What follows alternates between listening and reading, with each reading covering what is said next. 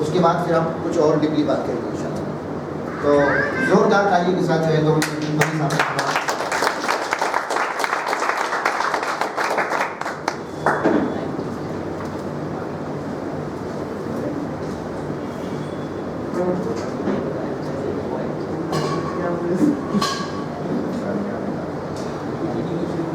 अच्छा, बहुत सारे लोग बोलते हैं जूम मीटिंग अटेंड, फ़ोन किया है खड़े को यार जूम मीटिंग वो नहीं किया आपने अटेंड। अरे आप सब रोज़ मुझे बताते हैं बोले उससे अरे उतना आता कि भैया तुमको नहीं यार, उतना भी नहीं आता। जब आपको वही सबक याद नहीं जो रोज़ दोहराया जा रहा है, जिसके अंदर हर पेज के अंदर 1-1 करोड़ रुपए छुपे हुए, अगर समझ जाते हैं आप तो कमा सकते हैं इतने आप, लेकिन आपको चाहिए नहीं। तो प्लीज़ आप जो है जूम मीटिंग का ज़रूर हिस्सा बनिए, जो रात में 8 बजे होती है उसका भी, और जो लोग जो है तो 11 बजे होती है उसका भी। अभी रमज़ान में कैसा करना है उसके ऊपर भी हम चर्चा करेंगे। तो बहुत ध्यान से तवज्जो के साथ जो है तो अपने अब्दुल कवीर साहब को आप सुनिए, एक जोरदार तालियों से स्वागत कीजिए।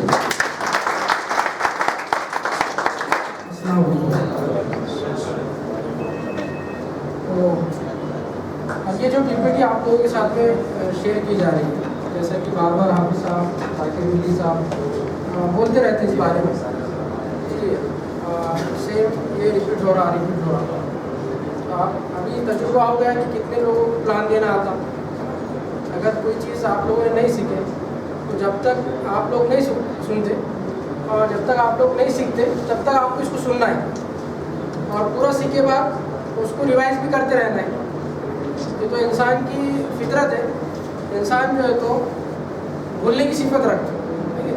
अगर कोई चीज़ को हम 1 महीना 2 महीना 3 महीने तक अगर नहीं देखें तो वो चीज़ हमारे जहनों से क्या हो जाती, निकल जाती। तो इसलिए सीखते रहना बहुत ज़रूरी है। तो एक कोट है, एक तो जुमला है कि if you stop learning you will be old whether at 20 और 80। अगर आप लर्निंग यानी सीखना स्टॉप कर देते हैं, चाहे आप 20 साल के रहो या 80 साल के रहो, तो आपको पुराने कंसिडर किया जाएगा। क्या कंसिडर किया जाएगा? पुराने, चाहे आप 20 साल के रहो या 80 साल के रहो। और लर्निंग स्टे पीपल यंग, कि जो बंदा सीखते रहता चाहे वो 20 साल का रहो या 80 साल का हो, वो यंग रहेंगे ज़माने के हिसाब से। तो इसलिए आपकी उम्र कुछ भी हो, आप किस उम्र की माइल है और आपकी उम्र क्या है उससे कोई मैटर नहीं करता। आपको हमेशा सीखते रहना है और एजुकेशन हासिल करते रहना है ताकि हम सक्सेस की सीढ़ी के तरफ और जो तो मंजिल की तरफ बढ़ते हैं। तो आज का जो पीपीटी का प्रेजेंटेशन है, तो मैं ये चाहूँगा कि ये आपको बहुत आगे तक लेके जाने वाला प्रेजेंटेशन है। मैं मेरे टूटे फूटे अंदाज में जैसा भी प्रेजेंट कर पाऊँ कोशिश करूँगा कि आप लोगों तक जो है तो अच्छे से वेब 3.0 से रिगार्डिंग और मिथर आईटीएस कंपनी एमकॉइन के रिगार्डिंग जितनी इंफॉर्मेशन मैं दे सकता वो आपको पहुँचा सकूँ। फिर हमारे जो ग्रेट लीडर हैं मिस्टर हाफिज़ अबरार साहब और हमारे जो डायमंड है जाकिर मिल्ली साहब, वो जो भी मेरे से मिस अंडरस्टैंडिंग हो जाएंगी या फिर मैं मिस कर दूंगा तो वो आप लोगों से जो है तो वो कवर कर दूँगा। तो आप लोग सब सुनने के लिए तैयार हैं? यस। एक बार खड़े हो जाइए। थोड़ा ज़्यादा आराम भी महंगा पड़ता है, कुर्सियाँ भी बहुत आराम के हो तो बैठ जाइए जी। और एक बार खड़े हो जाइए। ये मैं कोचिंग में करते रहता अक्सर स्टूडेंट्स के साथ में। और बैठ जाइए, अब मत खड़े रहिए। कुछ लोग होशियार हैं जैसे शोएब है, खड़े बस तो तीसरी बार भी खड़े करेंगे करके सर, तो इसको ओवर स्मार्ट बोलते हैं। तो हमको ना स्मार्ट बनना है और ना ओवर स्मार्ट बनना है, हमको ओरिजिनल बनना है। क्या बनना है हमको? ओरिजिनल बनने की कोशिश करना है, ठीक है। और ओरिजिनल बनते बनते हम जो है तो सीखते रहेंगे, आगे बढ़ते रहेंगे। तो आप लोगों का यहाँ पर आने का मैं बहुत बहुत शुक्रिया अदा करता हूँ कि आप लोगों ने अपने ज़िंदगी के कीमती लम्हात को मिथर आईटीएस और वेब 3.0 को सीखने के लिए अपना ये कीमती वक्त यहाँ पर दिया। इसके लिए मैं आप सब लोगों का जो है तो शुक्रिया अदा करता हूँ। इसके लिए आप लोग सभी अपने आप के लिए जो तो ज़ोरदार तालियां बजाइए।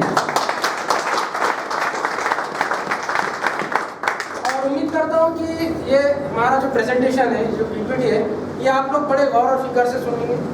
ये ऐसा समझ लो आप लोग, अगर जितना आप अच्छे से सुनेंगे उतना आप लाखों का, करोड़ों का बिजनेस कर पाएंगे। ये कोई हवाई जुमले नहीं है। आज से 1.5 साल पहले जो यहाँ पर 10,000 रुपये महीना कमाता था, वो बंदा आज यहाँ पर मौजूद है। और औरंगाबाद में ऐसे बहुत से बंदे मौजूद हैं जो 20 लाख, 30 लाख, 40 लाख रुपये महीना कमा रहे हैं यही सिस्टम को लेकर। उनको 4 आँखें हैं, उनको 8 हाथ है, और उनको 15 पैरा है, और उनको जो तो 20 दिमाग है। ऐसा है क्या? अरे है क्या? तो आप लोग थोड़ा इन्वॉल्वमेंट रखो। ये 2 वे कम्युनिकेशन बोलते हैं इसको। क्या बोलते हैं इसको? 2 वे कम्युनिकेशन। ना तो मैं बोर मारते रहूँगा, तुम सोते रहेंगे, तो ऐसा ना हो। समझ में आ रही बात? तो आप लोग जो है तो थोड़ा इसके अंदर इन्वॉल्वमेंट रखो। मैं भी मिथर का पार्ट हूँ, आप भी मिथर के पार्ट है, हम सब जो है तो मिथर के पार्टनर हैं। तो हमारा ये काम है, मैं यहाँ खड़ा इसका मतलब खड़ा है ऐसा नहीं है, आप लोग नीचे बैठे इसका मतलब आप छोटे हैं ऐसा नहीं है। हम सब मिथर के क्या है? पार्टनर है। बोलो क्या है? हम सब क्या है? पार्टनर है। इसलिए जो तो हम पूरे गौर और फिक्र के साथ इंशाअल्लाह ये डिस्कशन को सुनेंगे तो हमारा बहुत फ़ायदा होगा। कंपनी का नाम है हमारे मिथर ITES, information technology evaluation services. ये हमारे कंपनी का क्या है? पूरा नाम है। ठीक है, क्या नाम है? मिथर ITES, information technology evaluation services. ठीक है, हमारी कंपनी सर्विस प्रोवाइडिंग कंपनी है एक तरह से। अगर अच्छे से आप एजुकेशन हासिल करेंगे तो ये आपको पता चलेगा। ठीक है, तो सबसे पहले जो पीपीटी के अंदर आपको पेज नज़र आ रहा है उसके अंदर डिस्क्लेमर है। डिस्क्लेमर में ये बताया गया आप लोगों को कि देखो भाई, ये जो कंपनी है, ये कंपनी कोई रातों रात आपको करोड़पति बनाने वाली कंपनी नहीं है। यहाँ पर क्लियर वाज़ेह है ये बात। इसके अंदर आप लोगों को अपनी मेहनत लगाना पड़ेगा, अपना टाइम इन्वेस्ट करना पड़ेगा, अपना पैसा इन्वेस्ट करना पड़ेगा, अपनी मेहनत को इन्वेस्ट करना पड़ेगा, तब जाकर आप लोग यहाँ पर से इनकम क्या कर सकते हैं? जनरेट कर सकते हैं। यहाँ से प्रॉफिट आप जनरेट कर सकते हैं। ये हमारी कंपनी, मैं समझता हूँ पहली ऐसी कंपनी है जिसने हथेली में जन्नत नहीं बताई आपको। समझ में आ रही बात? ऐसे बहुत से कंपनियाँ मार्केट के अंदर जो हथेली में आपको जन्नत बताएंगे कि भाई 1 लाख लगा दो और महीने में आपके वो 3 लाख हो जाएंगे और 10 लाख हो जाएंगे, फलाना अमका ढुमका। ऐसी कोई बात मिथर कंपनी आपसे वादा नहीं करती।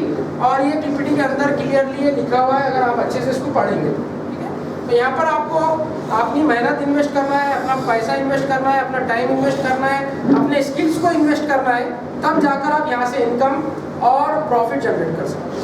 ये डिस्क्लेमर के अंदर बताया हुआ है। इसके बाद जो नेक्स्ट पीपीटी है उसके अंदर बताया हुआ है तो कि वेब 3.0 लर्निंग के ऊपर हमारी कंपनी बेस्ड है।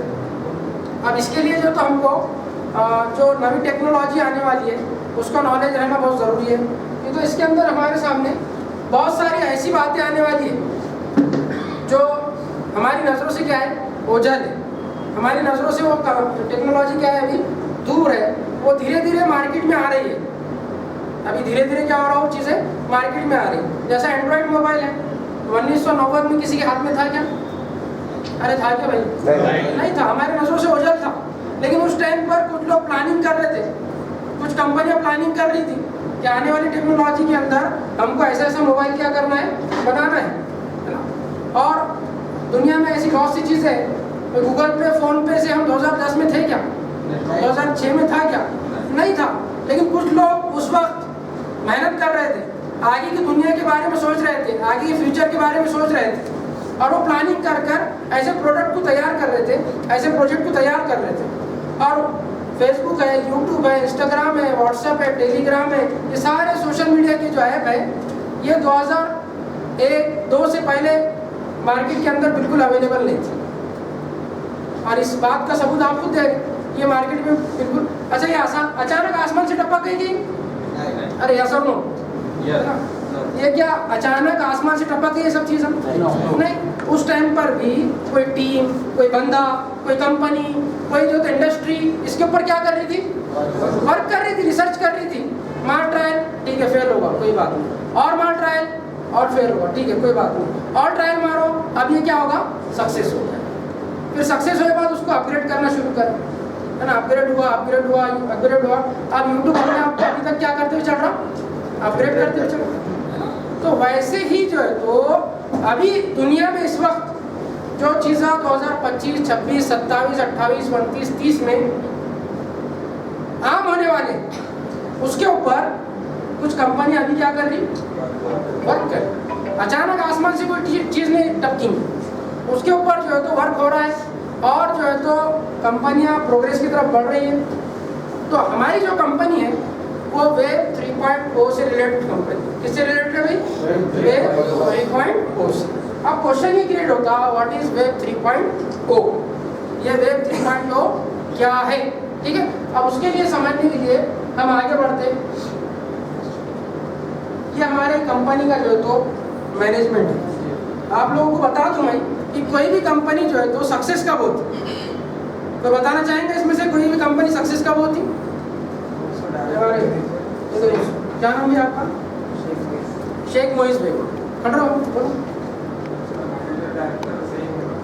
हाँ, इनका ये बोलना है जब उसका जो डायरेक्टर है, जो मैनेजर है, वो क्या होगा, सही होगा। सही होना का मतलब क्या है, वो तो ईमानदार रहना, वो मेहनती रहना, मार्केट में उसकी क्या रहना, वैल्यू रहना, उसको मार्केट में पहचानने वाले लोग रहना, ठीक है। तो हमारे कंपनी का जो मैनेजमेंट है, दनीश शर्मा सर जो CEO है हमारे कंपनी के अभी फिलहाल, और मीसा गबुरोवा, वकास असगर साहब, फवाद आसिफ साहब, ये हमारे कंपनी का मैनेजमेंट है। ये ऐसे शख्सियत है जो कंटिन्यू 15 साल 16 साल इस इंडस्ट्री का पार्ट रह चुके हैं। किस इंडस्ट्री की बात कर रहा हूँ मैं, क्रिप्टो इंडस्ट्री है और मेटावर्स है और ब्लॉकचेन टेक्नोलॉजी है, यानी ये लोग टेक्नोलॉजी से जुड़े हुए हैं पहले से, चाहे वो वेब 2.0 के हो या वेब 3.0 के हो। और ये लोगों के जो है तो बड़े बड़े मैगजीन्स के अंदर, जैसा आपके सामने नाम है, फॉक्स है, याहू फाइनेंस है, time business new, London daily है, यहाँ पर जो है तो ये लोगों के आर्टिकल छपते। और ये ऐसे न्यूज़पेपर्स है और ऐसे जो है तो न्यूज़ स्टेशंस है जहाँ के न्यूज़ को बड़े बड़े बिलियनियर लोग क्या करते, पढ़ते। तो हमारे जो मैनेजमेंट है, इनके जो है तो सारे आर्टिकल फॉक्स के अंदर जगह मिली हमारे मैनेजमेंट को, याहू फाइनेंस के अंदर जगह मिली हमारे मैनेजमेंट को। तो इतने स्ट्रॉन्ग मैनेजमेंट के साथ हमारी कंपनी आगे बढ़ रही है ना, और जो है तो प्रोग्रेस की तरफ बढ़ रही। नेक्स्ट, अभी थोड़ी देर पहले हमारे सामने सवाल आया था व्हाट इज वेब 3.0। तो उसके लिए हमको थोड़ा माजी में जाना पड़ेगा, हमको हिस्ट्री में जाना पड़ेगा, तारीख में जाना पड़ेगा समझने के वास्ते। पहले हम शुरुआत करते वेब 1.0 से। कहाँ से शुरुआत करते हैं हम, वेब 1.0। अब मैं बड़े आसान लैंग्वेज में आपको समझाने की कोशिश कर रहा हूँ ताकि आप लोग भी जब अपने बंदों को प्लान समझाएं तो इस अंदाज में या फिर इससे बेहतर अंदाज में, जो ताहिर हुसैन सर है, हाफिज अबरार साहब है और भी बहुत सारे बड़े लीडर हैं, एकलव्य सर है और शाहजहान सर है, अनुराग गेरा सर है, सारे लोगों ने जो है तो ये PPT को रिप्रेजेंट करे हुआ है। आप लोगों का काम है गौर से सुनना और उसको अप्लाई करना। पहला है वेब 1.0। ये इंटरनेट की शुरुआत का दौर है। कब का दौर है? इंटरनेट की शुरुआत का दौर है। 1990 से लेकर 2004 का जो पीरियड दिया हुआ है उसको टेक्नोलॉजी के अंदर नाम दिया गया।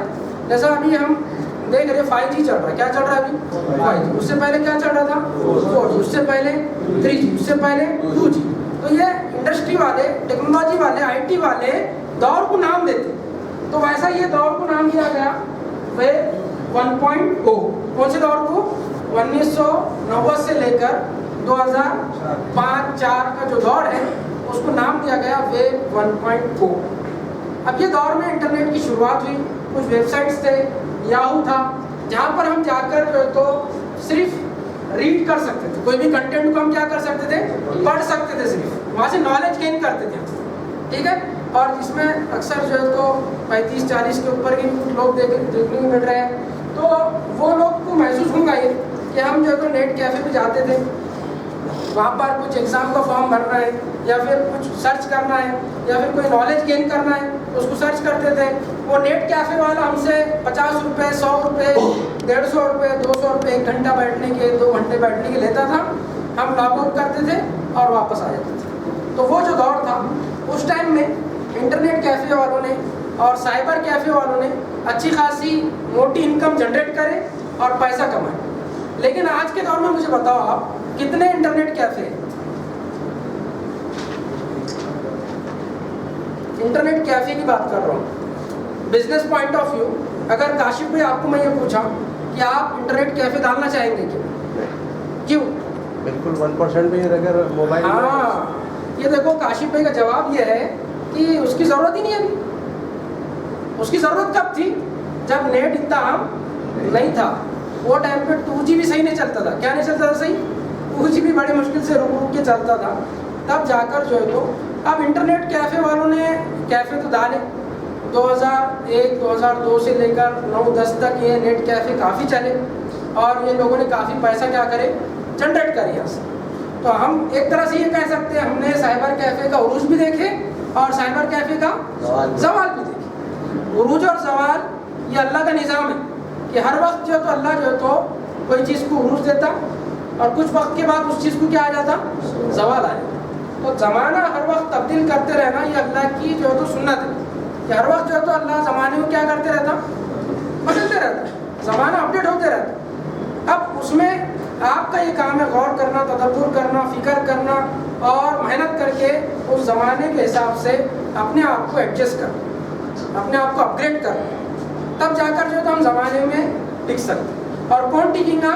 जो मेहनत करेगा, जो एजुकेशन हासिल करेगा, जो कंटिन्यूसली जो है तो अपने आप को तरक्की की तरफ ले जाना चाहता है वो टिक पाए। तो वेब 1.2 समझ में आया आप लोगों को? अरे यस और नो? हाँ, थोड़ा सा ऐसा मेरे को महसूस नहीं होना कि मैं कब्रिस्तान में बात कर रहा करके, ठीक है?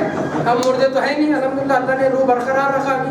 तो आप एक सवाल है, आपने बोले कि वेब 1 जो है 35 से 40 के दरमियान के लोगों ने देखे, हालांकि ऐसा नहीं, हमने देखे सर। हाँ, मैं 35 के नहीं है जी भाई, इतना बुढ़े मत बोलो। वो मैंने भी देखा, मैं 32 का चाहिए अभी, 31 से 32 की तरफ बढ़ रहा हूँ। तो लेकिन ज़्यादा जो देखे थे वो ये एज के लोगों ने देखे थे। बाद में जो है तो एंड्रॉयड मोबाइल 2G।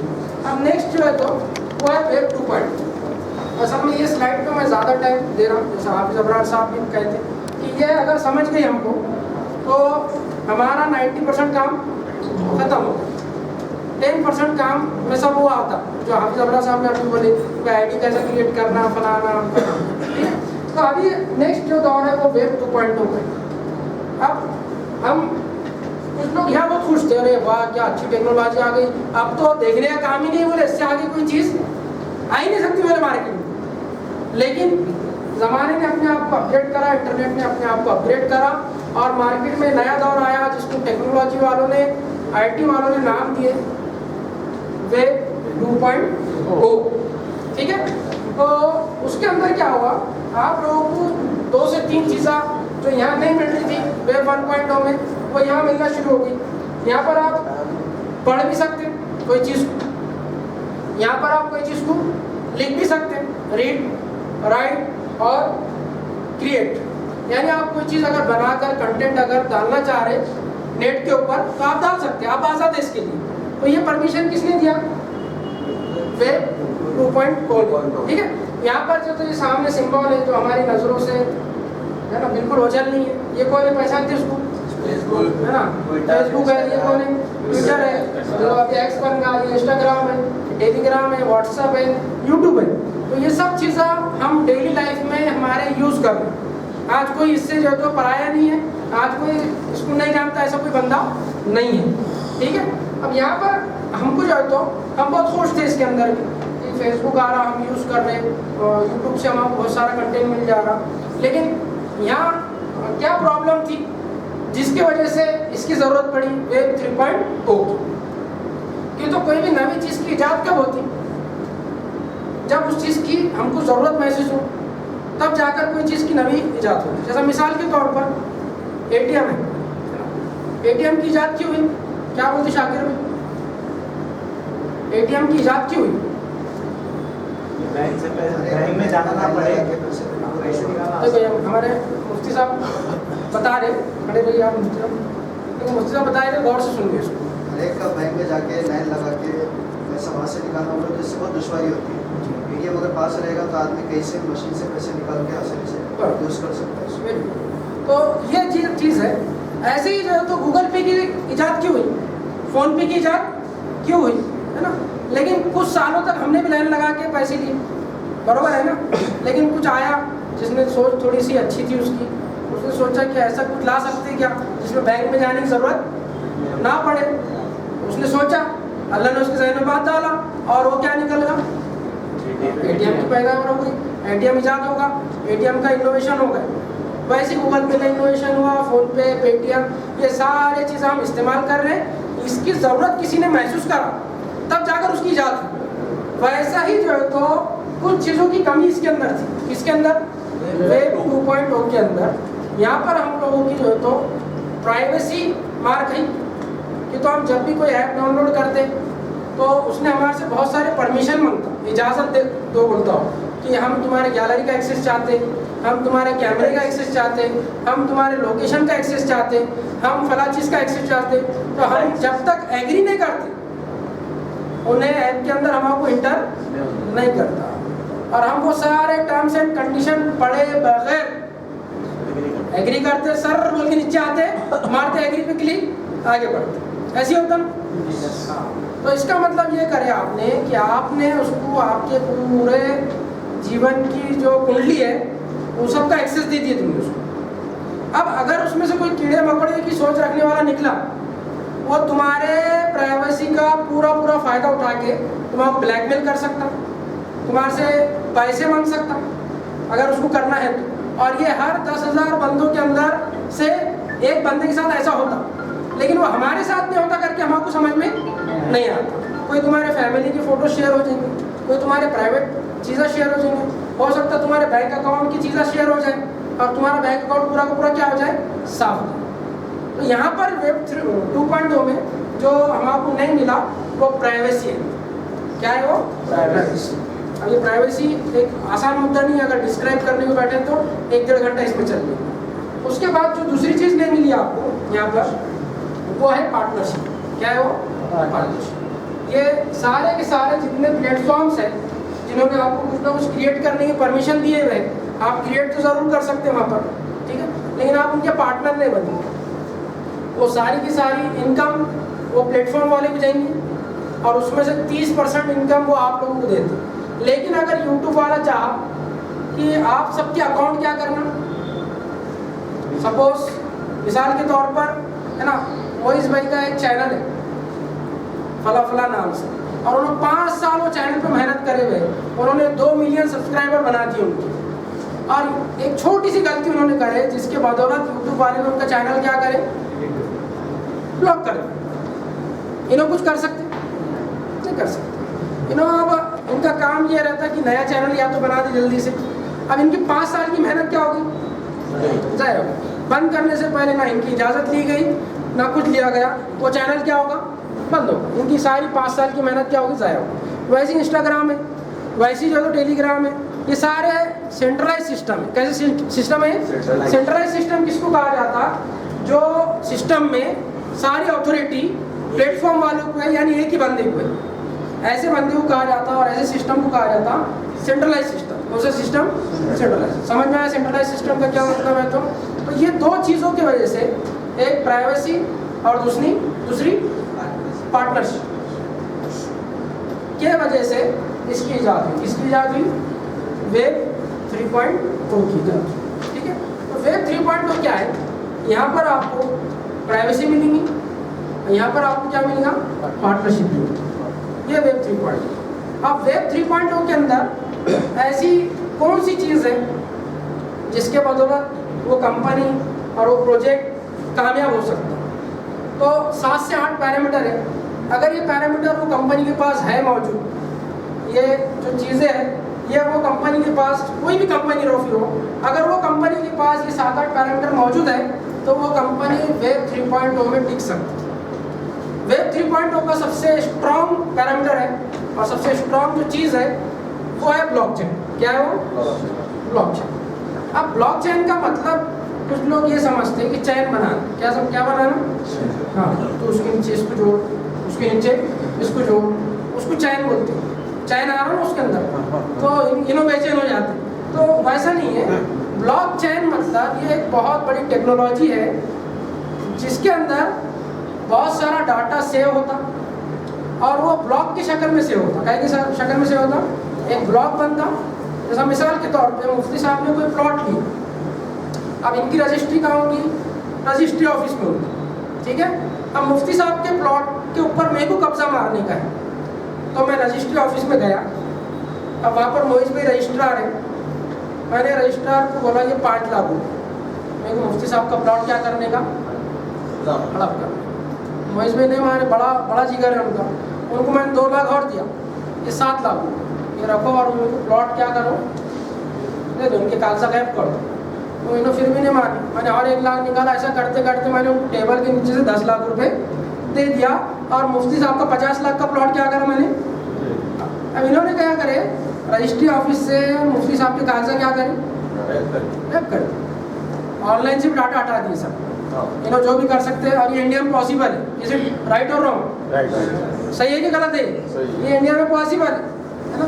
ये अपनी बाबर कॉलोनी की पूरी कॉलोनी गायब करने का बोल रहे हो, हालांकि सालों से लोग रह रहे, PR कार्ड है, रजिस्ट्री कार्ड है, सारे डॉक्यूमेंट्स हैं, लेकिन फिर भी वो बोल रहे हमको ये कॉलोनी क्या करने का है, पाने का। अब मुफ्ती साहब गए कोर्ट में, इंडियन सिस्टम में, इन्होंने लड़ रहे, वकील साहब बोल रहे 1 लाख रुपये फीस लगेंगी, है ना। 1 लाख दिए, कुछ मैटर सॉल्व नहीं हुआ। दूसरे वकील के पास गए, उन्होंने बोला 5 लाख लगेंगे। इन्होंने लड़े 1 साल गया उसके अंदर, बाद में बोले जान दो जैसे पैसे जा रहे हैं प्लॉट भी चलेगा। इन्होंने थक हार के क्या हो गए, बढ़ गए। लेकिन ब्लॉकचेन टेक्नोलॉजी आया बाद, ये पॉसिबल नहीं हो पाएगा। ये जो चल रहा ना फ्रॉड, ये जो करप्शन चल रहा, ये पॉसिबल नहीं हो पाएगा। क्यों पॉसिबल नहीं हो पाएगा? कि जब मुफ्ती साहब प्लॉट लेंगे तो उनकी रजिस्ट्री एक ब्लॉक के शक्ल में हो जाएगी, जिसमें उसका नाम रहेगा, उनकी सारी डिटेल रहेंगी, और वो ब्लॉक बंद हो जाएगा और आगे चल जाएगा। अब उसके बाद वो ब्लॉक को चेंज करने की परमिशन रजिस्ट्रार के पास नहीं रहेंगी, किसके पास रहेंगी?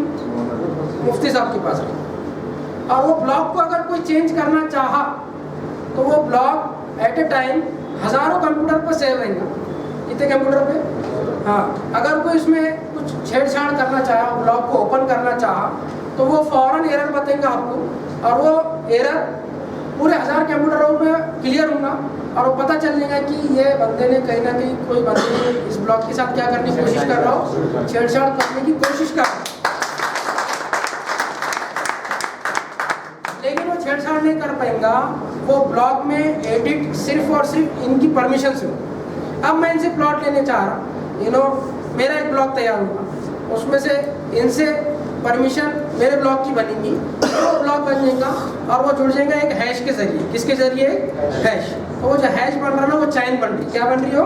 चैन। अब फिर मैंने प्लॉट बेचा आबिद सर को, तो मैं आबिद सर की इंफॉर्मेशन वो ब्लॉक में भरूंगा, और मैं वो ब्लॉक को सेव करके आबिद सर का एक हैश क्रिएट होगा, वो ब्लॉक बन जाएगा। ऐसा बनते बनते एट अ टाइम बहुत सारे ब्लॉक तैयार होते हैं, इसीलिए उसको कहा जाता है ब्लॉकचेन टेक्नोलॉजी। क्या कहा जाता है उसको? Blockchain technology. जी। अब इसको तो हम हमारी कंपनी के पास क्या ये ब्लॉकचेन टेक्नोलॉजी है या नहीं है, ये क्वेश्चन हमको क्रिएट होता है। हम ये बोलते हैं कि हमारे कंपनी के पास दुनिया की सबसे स्ट्रॉन्गेस्ट ब्लॉकचेन, क्या बोलते हैं हम? दुनिया की सबसे स्ट्रॉन्गेस्ट। अब उसको लाइव हम देखना चाह रहे हैं, तो हम देख सकते हैं कि हमारी कंपनी के पास है या नहीं। तो आप जो तो इसको स्कैन करिए, कोई भी एक बंदा गूगल से, कैमरे के अंदर से, स्कैनर के अंदर से, तो स्कैन कर सकता है।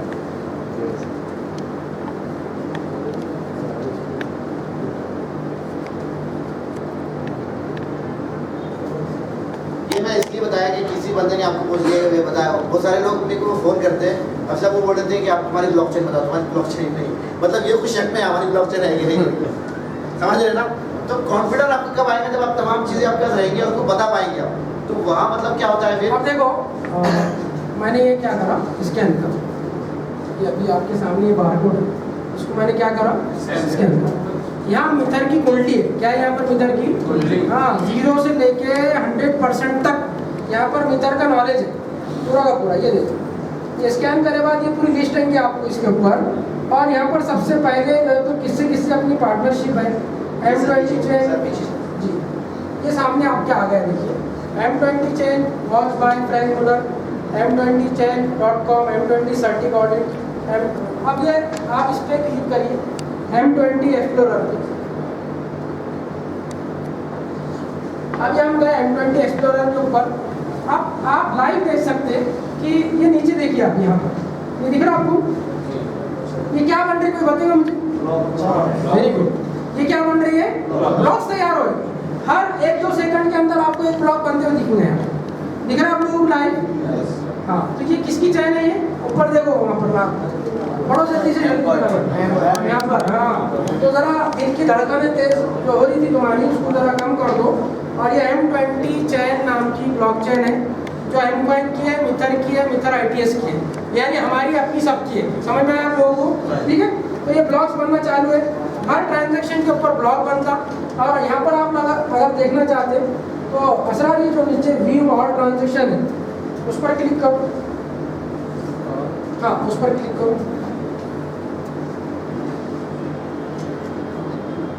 अब यहाँ पर कोई बंदे ने M-Coin अगर विड्रॉल करा या कुछ करा तो उसका सारा डाटा आ जाता है, यानी आपका भी जब विड्रॉल लगाते हैं आप तो उसका भी डाटा आप यहाँ चेक कर सकते हो।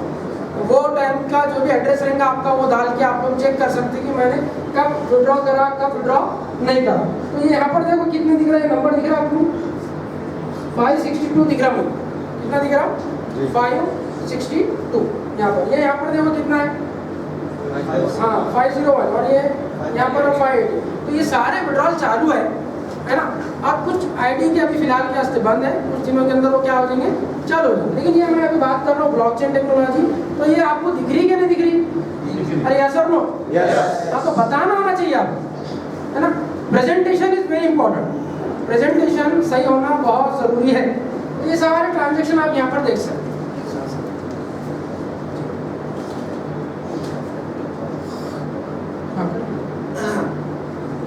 अभी देखिए ये जो ब्लॉकचेन बताया सर ने, ब्लॉकचेन तो समझ में आ गई। अब ब्लॉकचेन होने का फायदा क्या है? मेरे को आप थोड़ा सा मोबाइल निकालिए। ब्लॉकचेन का फायदा क्या है? बहुत सारे अलग अलग फायदों में से एक फायदा मैं आपको बताता हूँ। सबसे पहले हम जो है तो BTC की जो ब्लॉकचेन है, जिसने दुनिया को बताया कि ब्लॉकचेन किसे कहते हैं और क्रिप्टो करेंसी होती क्या है, उसकी जो ब्लॉकचेन है वो 1 सेकंड के अंदर 5 ट्रांजेक्शन करता है। ओके, उसके बाद आया एथेरियम। एथेरियम ने अपने ट्रांजैक्शन पर सेकंड की स्पीड को 10 किया। देखना चाहते हो तो मोबाइल पे भी डाल के देखना है। यस और नो? Okay okay. बाइनेंस आया, बाइनेंस ने 52 प्लस कर दिया। उसके बाद ट्रोन आया, TRC20 जो ब्लॉकचेन है वो जो ट्रांजैक्शन होता है कितना होता है? 1 सेकंड के अंदर 2000 ट्रांजैक्शन कर पाने की कैपेसिटी करता है। ठीक है, अभी कैलकुलेटर पे जाइए, आप कैलकुलेटर पे डालिए 1 सेकंड में 2000। ठीक है, मतलब 2000 डालिए और उसको मल्टीप्लाई कीजिए। मतलब 1 सेकंड में जब 2000 हो रहे तो 1 मिनट में कितने होंगे? 1,20,000 ट्रांजैक्शन। मल्टीप्लाई 60 से कीजिए 1 घंटे की, 72 लाख ट्रांजैक्शन पर घंटा।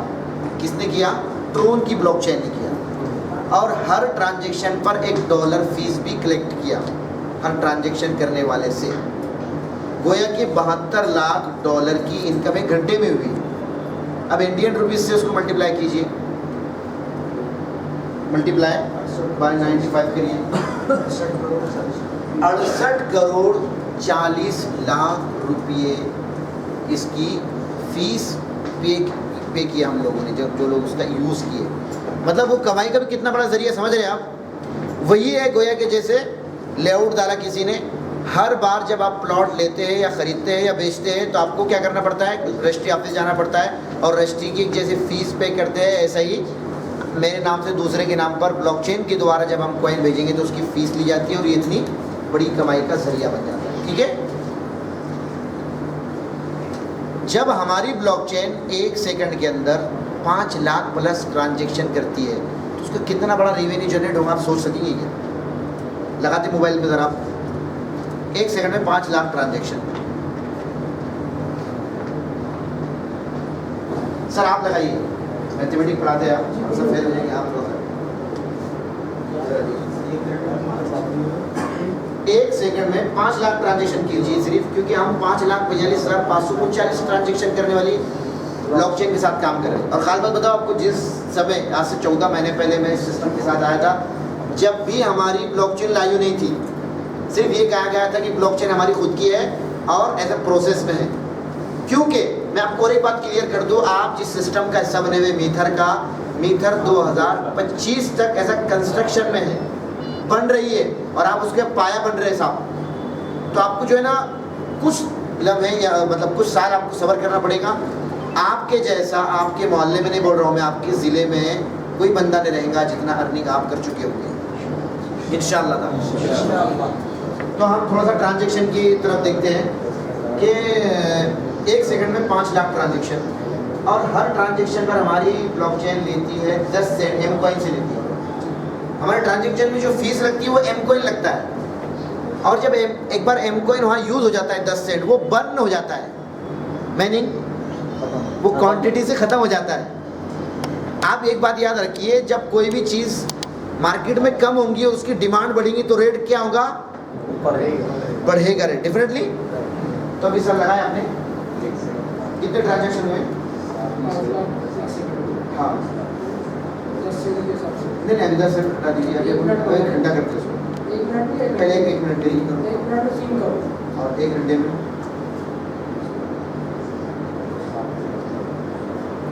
1180 का 1,80 करोड़।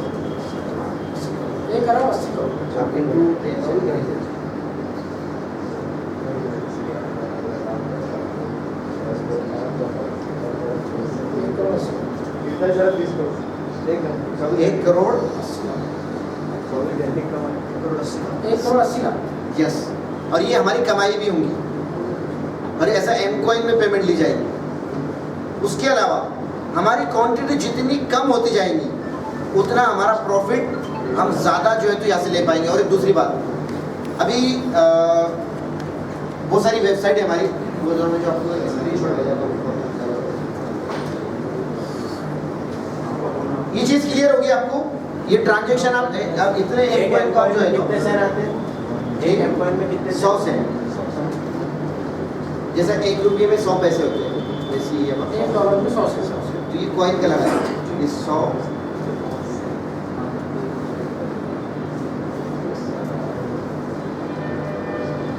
इतने, और बदलिए, और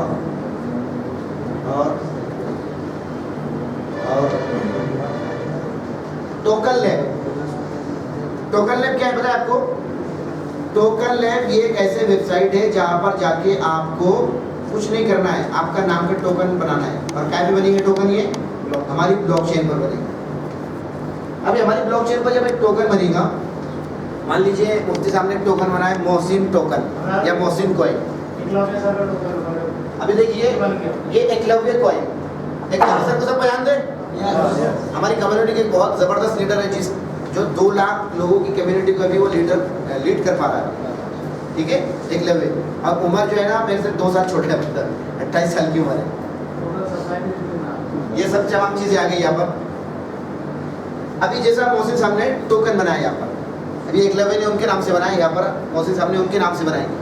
तो जब आप कॉइन बनाएंगे ना, अपना टोकन बनाएंगे आप, तो एक टोकन बनाने में 500 एम कॉइन लगेंगे आपको। कितने लगेंगे? अब आपको पता है कि 2 महीने के अंदर अंदर हमारी टोटल सप्लाई खत्म हो जा रही है, कॉइन बाद में आपको स्टेकिंग में नहीं मिलने वाला। अब इन्हों जब भाई आएंगे या मुफ्ती साहब आएंगे या काशिफ भाई आएंगे या हाफिज रईस आएंगे, उनको बनाने का टोकन हमारी ब्लॉकचेन पर, तो कॉइन तो खत्म होगी, कहाँ से लेंगे वो? जो लोग होल्ड करके बैठे, मोहम्मद अब्दुल कबीर साहब जैसे, हाफिज सोहेब जैसे, तो वो ऑर्डर लगेगा और ये अपने रेट में बेचेंगे, क्योंकि लेआउट खत्म हो गया, अब रीसेल में आएगा जब। तो आप सोचिए, अगर सिर्फ सर हमारे ब्लॉकचेन पर अगर सिर्फ 50,000 लोग आते हैं, 50,000 इंटू 500 करिए,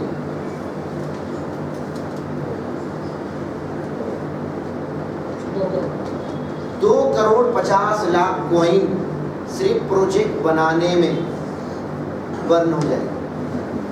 हमारी टोटल सप्लाई कितनी है? 50 करोड़। 50। ठीक है। अब हर बार ट्रांजेक्शन में बर्न हो रही है, हर बार जब जो है तो जो लोग टोकन लैब बनाएंगे, मतलब टोकन अपना बनाएंगे, अब उनकी कम्युनिटी आएगी। फिर अब 50,000 लोग आए, अब एक एक आदमी 1-1 लाख लोग भी लेकर आए। लगाइए भैया, 50 को 1 लाख से ज़रब करिए, 50,000। अगर एक बंदा 1 लाख की भी कम्युनिटी लेकर आता है तो टोटल कम्युनिटी कितनी हुई? हालांकि आज हम खुद एमकॉइन कम्युनिटी कितनी बन चुके हैं? 3 मिलियन, 30 लाख लोग। 5 अरब बार ट्रांजेक्शन होगा सब। समझ रहे आप? क्या आपको लगता है कि आपकी कंपनी कमजोर है? ये चीजें लेकिन आपको पता नहीं है। क्यों? कि आपने सिर्फ फीस पे कर रहे हो, बताने वालों को आप देख नहीं रहे, समझ नहीं रहे। ये हमारी क्या हो रही है? गलती हो रही है। तो जब आप पूरी चीजें देखिए ना तो ऑफकोर्स ना हुकूमत, देखिए कुछ कुछ चीज़ें जो है ना मार्केट के एक सादे लोग भी जो है ना बहुत अच्छी बोलते हैं। जमात के साथी की एक बात बोलते, जमात के साथी बोलते कि भाई तुम जो है ना रोज़ अखबार पढ़ते, तो अखबार पढ़ने से क्या होता है? तुमको पुलिस की और जितनी चीज़ें जो दुनिया में देख रहे हो उनकी ताकत मालूम पड़ती है, लेकिन तुम कुरान नहीं पढ़ते इसलिए अल्लाह की ताकत नहीं मालूम पड़ती। क्यों? जब एजुकेशन नहीं है किसी भी चीज़ का तो उसकी डीप नॉलेज जब आएंगी आपके पास, उसकी कुव्वत का, उसकी ताकत का और उसके अंदर जो चीज़ें होने वाली है उसका पता लगेगा। अभी मेरे पास बताने के लिए ऐसे 35 चीज़ें कितनी हैं, लेकिन टाइम इजाज़त नहीं दे रहा है।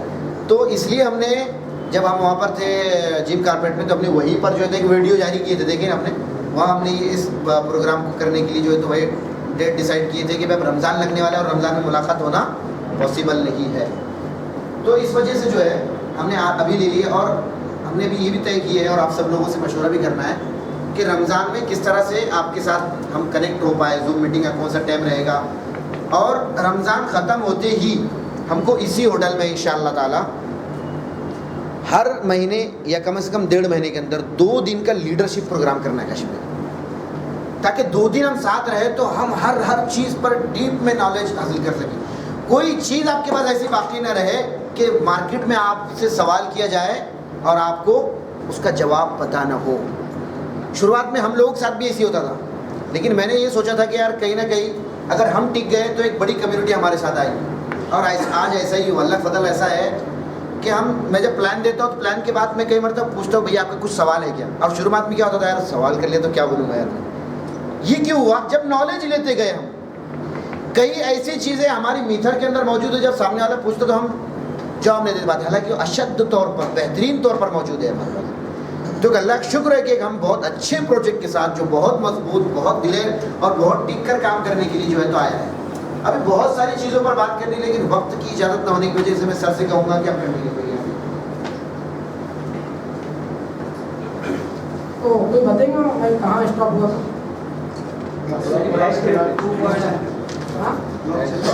ब्लॉकचेन कहाँ पर स्टॉप हुए थे? बिल्कुल होश आवाज में बैठे रहो और एकदम एक्टिव बैठे रहो। एक बार आप खड़े हो जाओ, पसीना भी आ रहा है नीचे से, वो भी थोड़ा सा हो गया बड़ी। अब मत करिए।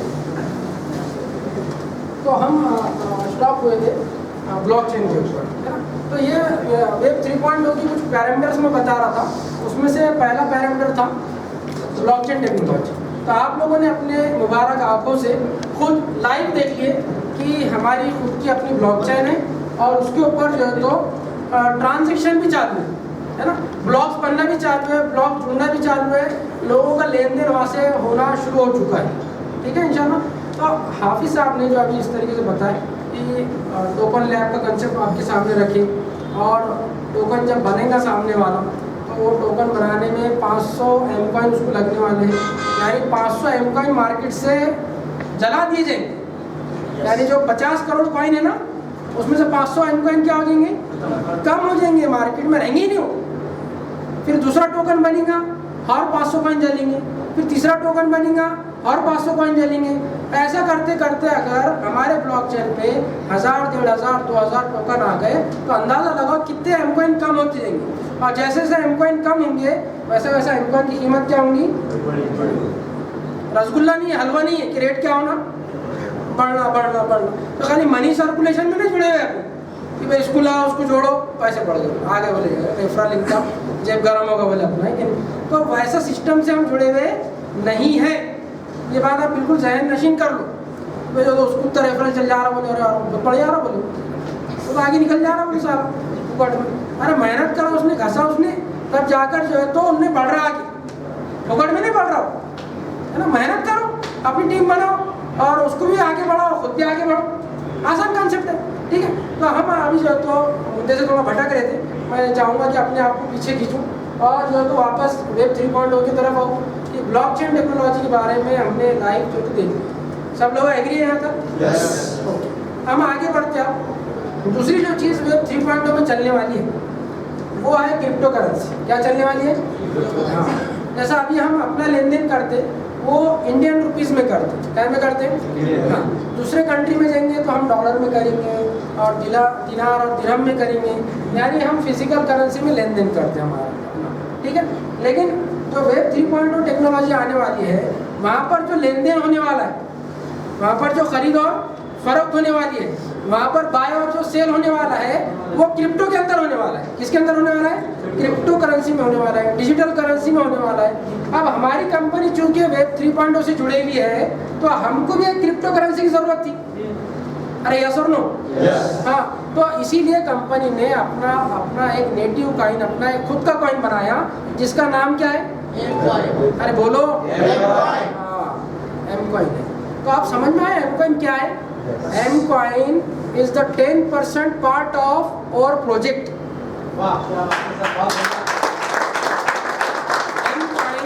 Is just 10% part of our project. ये सिर्फ 10% पार्ट है हमारे प्रोजेक्ट का। काय के वास्ते? लेन देन का कोई जरिया हो ना, वो क्या है? एम कॉइन है, उसके अंदर लेन देन हो। समझ में आया कंसेप्ट क्या है? तो एम कॉइन खाली एक लेन देन के जरिए के वास्ते हमारा एक currency, digital currency, crypto currency. यहाँ तक समझ में आप लोगों के? तो हमारे पास खुद का अपना कॉइन है जिसकी क्वांटिटी 50 करोड़ है, जिसमें से कंपनी ने 20 करोड़ के करीब सप्लाई के लिए निकाली हुई है, जो अब खत्म होने को। जैसा जैसे ये खत्म होगा वैसा वैसा रेट क्या होगा? बार बार रेट ला रहे, दिल की धड़कन को तुम्हारे क्या कर रहे? थोड़ा कम करने की कोशिश कर रहे, ठीक है इंशाल्लाह। दूसरा जो तीसरा पैरामीटर है इसके अंदर वो है मेटावर्स। क्या है वो? मेटावर्स एक डिजिटल दुनिया है, इमेजिनरी दुनिया जिसको हम बोलेंगे, है ना, ख्वाबों की दुनिया जिसको अपन बोल सकते हैं। वहाँ पर भी जो है तो बड़े बड़े प्रोजेक्ट लॉन्च हो रहे, वहाँ पर भी लोगों ने ज़मीनें खरीदना क्या करें शुरू कर दिए, वहाँ पर रेस्टोरेंट खरीदे जा रहे, वहाँ पर जो है तो बड़े बड़े होटल्स खरीदे जा रहे, और वहाँ पर लोग पिक्चर्स बनाना शुरू कर दिए, और वहाँ पर लोगों ने जो तो गाने बनाना शुरू कर दिए। एक पंजाबी सिंगर है जिसका नाम शायद से दिलेर सिंह कुछ तो भी है, दिलेर मेहंदी, है ना, जो गाने सुनने वाले एक्टिव मेंबर, ठीक है, दिलेर मेहंदी है ना। तो उसने अपना गाना जो है तो मेटावर्स में बनाया। कहाँ पर बनाया उसने अपना गाना? मेटावर्स में बनाया, है ना, और 15 मिनट के अंदर अपने गाने को 3 गुना अमाउंट में वसूल कर दिया, यानी 9 करोड़ के आसपास को कुछ खर्चा आया, उनने 27 करोड़ में सेल करा उसका गाना। कितने करोड़ में? तो ये मेटावर्स का पावर है। तो वहाँ पर हमारी कंपनी का क्या रोल है ये हमको यस, उसने जो है तो मेटावर्स में अपना लैंड भी लॉन्च करा जिसका नाम उसने रखा बल्ले बल्ले लैंड। तो पंजाबी है वो, उसने लैंड का क्या नाम रखा? बल्ले। जैसा आवेश सर कौन सी कॉलोनी में रहते आप? हाँ, तो ये जगह सर मकसूद कॉलोनी औरंगाबाद के अंदर है, वैसा मेटावर्स में उसके कॉलोनी का नाम क्या है? बल्ले बल्ले कॉलोनी। समझ में आ रहा है आप लोगों के? तो ऐसा बैगन समझाना पड़ता अपने तो समझ में आता, ठीक है इंशाल्लाह। तो मेटावर्स के अंदर अब हमारी कंपनी का क्या रोल है? वहाँ पर हमारी कंपनी क्या कर रही है? वहाँ कुछ ज़मीन खरीदी कि नहीं खरीदी, ठीक है? तो वहाँ पर अल्हम्दुलिल्लाह हमारी कॉलोनी का नाम है मेटाराइज। क्या नाम है? मेटाराइज। तो एक बेहतरीन लैंड है जहाँ पर जो है तो initial land offering ILO company ने अब शुरू कर देने वाली है। वो लैंड आपको खरीदना है तो आप एम कॉइन के जरिए क्या कर सकते हैं? खरीद सकते हैं। किसके जरिए से? एम कॉइन की डिमांड क्या होंगी उससे? बड़ी। प्राइस क्या होगा? अरे बोलो, किनको 72 रख के बोर्डर लेकिन बोलो, समझ में आई बात? तो एम कॉइन का प्राइस जादू से बढ़ने वाला नहीं है, ये टेक्निकल बेसिस पे बात करना पड़ेगा सारे, है ना। तो इनिशियल लैंड ऑफरिंग हो चुकी है अब वहाँ पर लैंड जैसे जैसा खरीदे जाएगा वहाँ ऐसा 10 रुपये दे के 50 रुपये दे के 1 करोड़ रुपये दे के काम नहीं होने वाला। वहाँ चलेगी क्रिप्टो करेंसी। और हमारा लैंड अगर किसी को लेने का तो उसके पास क्या रहना, एम कॉइन। जैसा मिसाल के तौर पे टाइम्स कॉलोनी में किसको जगह लेने का तो उसके पास पैसे रहना, तो उन्हें पैसे से ज़मीन खरीद सकता। वैसा जो है तो मेटाराइज कॉलोनी में किसी को अगर जगह लेना है तो उसके पास एम कॉइन रहना कंपलसरी है, उन्हें दूसरे चीज़ों से ले नहीं सकता। अब मेरा दिल बोल रहा मेरे को मेटाराइज कॉलोनी में 1200 स्क्वायर फीट का एक प्लॉट लेने का है, तो मेरे पास क्या रहना ज़रूरी है, कॉइन रहना। अब मेरे पास नहीं है तो पहले मैं क्या लेना पड़ेगा, कॉइन।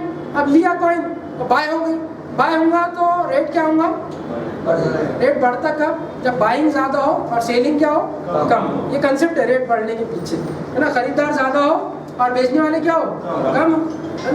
तो ये अपने सामने नारेगांव का बेस्ट एग्जाम्पल है। लोगों ने 50-50 हज़ार में प्लॉट लिए, अब 12-12 लाख के हो गए। कितने लाख के हो गए, 15 लाख के हो गए, 20 लाख के हो गए। अब क्यों होगा ऐसा, तो खरीदार बढ़ गए और बायर बेचने वाले क्या हो गए कम। ये कंसेप्ट है इसका।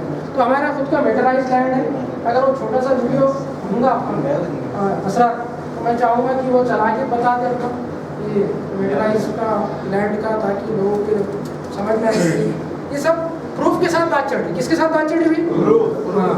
ये तुम्हारे को कम्युनिटी को यही चीज़ अगर आप प्रूफ के सामने में कुछ शेयर करेंगे तो सवाल खत्म हो जाएगा। हाँ, तो पहले इनको सेटिस्फाई करना, उनकी बात कर रहा हूँ। तो आप लोगों को सेटिस्फाई करने के लिए पूरे दलीलें दी जा रही। क्या दी जा रही, हाँ। और ये मेरे को भी दी गई कहीं और से, तो मैं सेटिस्फाई हूँ। समझ में आ रही बात आप लोगों के, हाँ। तो कोई $300 मिलियन की परचेसिंग की जा सकती है हमारे मेटावर्स के।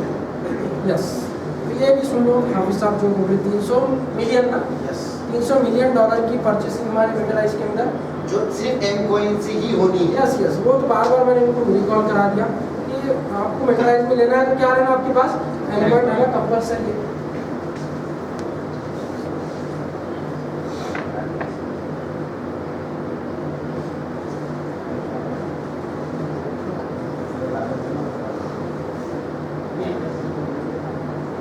तो आप लोग देखिए, ये हमारा, हम अभी मेटावर्स के अंदर एंट्री मारेंगे, आप देखते रहिए। साउंड है क्या सर, चलिए। ये देखो, ये हमारा लैंड है, ये हमारी प्रॉपर्टी है, जिसके हम सब क्या है, पार्टनर है। क्या है हम सब, पार्टनर। वही क्यों कह रहे सर, देखो ना पूरा, देखो एग्जांपल अभी ख़त्म नहीं हुआ। ये देखो, ये बंगलो और लाइव कंसर्ट के वास्ते थिएटर टाइप में ये प्लेइंग ग्राउंड है, और ऐसे बहुत सी चीज़ें आपको देखने को मिली हैं। लाइव कंसर्ट है, देखो ये देखो, एक घर कौन बोल रहा था हमीद बोल रहा था, हमीद, तो देख लो। हमीद हमारा स्टूडेंट है, उसको मैं पहली बार यहाँ पर देखा। क्या बात है। तो आप लोगों ने देखा रहे यहाँ पर सारा खरीदी काय में होने वाली है, बोलो, जिससे एमकॉइन का रेट क्या होगा, बोलो, ठीक है, कम नहीं होगा। उसके बाद जो कंसेप्ट है वो एनएफटी का कंसेप्ट है, जिसको नॉन फंजेबल टोकन बोलते हैं। क्या बोलते हैं जिसको, नॉन फंजेबल टोकन। ये ऐसी चीज़ रहती है जो एक बार बन गई ना तो उसका रिप्लेसमेंट कोई और नहीं कर सकता, उसको बोलते हैं एनएफटी। क्या बोलते हैं उसको, एनएफटी। जैसे मिसाल के तौर पे 2 मिनट में मिसाल देके मैं समझा डालता। जैसे अभी अपनी कंपनी ने फ्रैंक मुलर से टाई अप करी। फ्रैंक मुलर एक वॉच का बड़ा ब्रांड है, जिससे एमकॉइन वालों ने, मित्र वालों ने टाई अप करे, पार्टनरशिप करे, और जो है तो उनका एक एडिशन, उनके वॉच, बहुत सारे वॉच है फ्रैंक मुलर वालों की, टाइटन वालों की जैसे रहते, वैसा बहुत सारे वॉच है। उसमें से एक वॉच को सेलेक्ट करे मित्र वालों ने और उसको एनएफटी डिक्लेयर कर दिए। क्या डिक्लेयर कर दिए, एनएफटी डिक्लेयर। ये आपके सामने वो वॉच है। अब ये वॉच सपोज मिसाल के तौर पे, एक्चुअल क्वांटिटी मुझे नहीं पता, ये वॉच कंपनी ने जो है तो 1000 बनाने के लिए कभी बोली। कितने बनाने के लिए, 1000। अब फ्रैंक मुलर को 1000 कंपनी बनाने की परमिशन है सिर्फ। कितने 1000 वॉच बनाने की परमिशन है। अब 1000 वॉच फ्रैंक मुलर वालों ने बना दी, ठीक है, और उसको 1000 लोगों ने क्या करे, खरीद ली। सापुन है 50 है, और दूसरे ऐसे 950 लोग हैं, और समझो, जिन्होंने क्या करे, ये वॉच को परचेस कर लिए, खरीद ली। अब कंपनी के पास और ऐसे वॉच है क्या, नहीं। अब काशिफ भाई का दिल बोल रहा एक और घड़ी वैसी लेने का मेरे, या फिर काशिफ भाई के दोस्त का दिल बोल रहा कि मेरे को ऐसी वॉच और एक लेना है, अब कंपनी वाले के पास गए, कंपनी वालों ने बोले 1000 थे वो, और ये NFT था। क्या था ये? इसको हम और बना नहीं सकते, हम ये NFT डिक्लेयर्ड है। क्या ये NFT? अब आपको अगर लेना है वॉच, तो पहले जो 1000 लोगों ने लिए ना, उसमें से कोई सेलर है क्या? देखो, उसमें से कोई सेलर है यानी बेचने वाला है क्या? देखो, अगर उनने बेच रहा तो तुम क्या करो? खरीद। अब उनने मेरे पास आया, काशिफ भाई का दोस्त क्या हुआ, मेरे पास आया और बोला कि आपने फ्रैंक मुलर की क्या लिए हुए, वॉच लिए हुए, वो वॉच मेरे को खरीदना है, ठीक है। तो मैंने लिया ना, समझो वो 4 लाख रुपये। कितने में लिया था? 4 लाख। और मेरे को मालूम ये NFT है। क्या ये? बोलते रहो आप लोग, समझ में आएगा आपको। ये NFT है। NFT का मतलब ये है कि आप इसको घड़ी पे और मिलने वाली नहीं। मैं बोलूँगा 5 लाख। कितने? अब उन्हें चाहिए था उसका, उसको लेना है। उन्हें बोलेगा नया बहुत महंगा बोल रहे तुम। उन्हें शोएब के पास गया, शोएब मेरे से ज़्यादा होशियार, उन्होंने बोला 6 लाख रुपये। कितने बोला उन्होंने? 6 लाख। और उसको वॉच लेना है, उसको पसंद आ गई।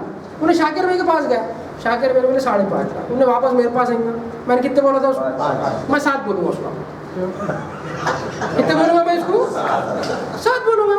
उन्हें वापस शोएब के पास गया, शोएब भाई बोले पहले आया था पट्टा, इसको नहीं मिली गई तो अब नहीं देता, मैं 8 लाख रुपये में दूंगा। मैं कितने में दूंगा? 8 लाख। अब उसको कहीं मिल रही नहीं वॉच, उसको लेने का है, सप्लाई का है, डिमांड क्या है? ज़्यादा है। वो घड़ी उन्हें कैसे तो गिरते पड़ते मेरे पास वापस की, तो उनके पास जब हम 9 बोलेंगे हम, शाकिर भाई, समझ में आ रही बात? उन्हें वापस आया मेरे पास 7 लाख रुपये मेरे से घड़ी ले गए। मैं कितने का प्रॉफिट हुआ? 2 लाख होगा मेरे को प्रॉफिट ये। अब उसने वॉच लिया, कुछ दिन तक पहना, दिल भर गया उसका।